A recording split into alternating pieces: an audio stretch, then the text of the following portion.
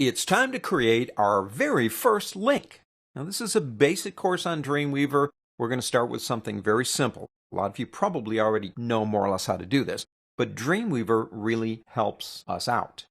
For example, open up your index.html page. Let's work with what we have before we start creating pages from our template.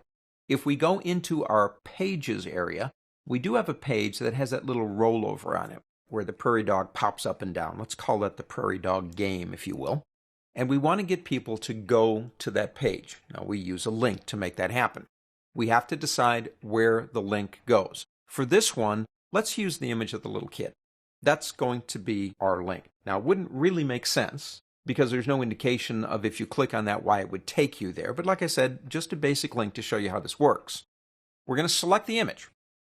Now I'm going to move up the Properties panel because I love it so much.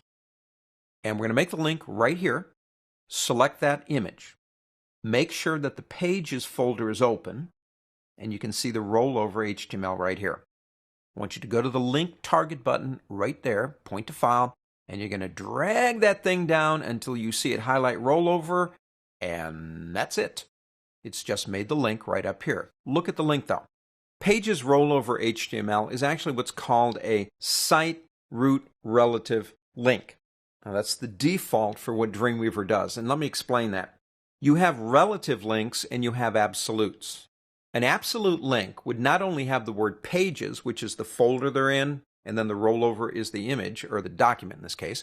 It would actually have the entire path from the root hard drive I'm working on. Absolute links don't work when you move them because you no longer are on the same system. So what Dreamweaver does, and I like this, it defaults to doing these relative links, so when we move our folder with all of our stuff to our server that's hosting our site, it's going to work like a charm.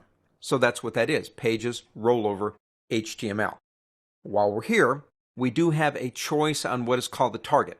Right here, if you click this button, we can choose that when they click the link, it opens up a new document, which is similar to the new and blank. They're a little bit different in what they do, but that's close. Parent deals with things like frames, self, and top. Now, the default is open up in the same browser, but I do like to specify that just in case things get twitchy. Self means don't open up a new browser window, kind of like a pop-up. Those get old really fast, trust me. Self just means leave it in the same browser. So we'll use self. All right, no problem. And again, that is the default. Let's go ahead and bring this down. Love that Properties panel. Let's go and save it. You have to save it before you can check it out. And we'll go into this button right here and choose your poison. Okay, there's the link. As we approach the link, we get the dreaded hand tool, and we click, and there it is. Now, obviously, we got a lot more to do here. This is a simple link, but I at least wanted to show you the basics of how you make one.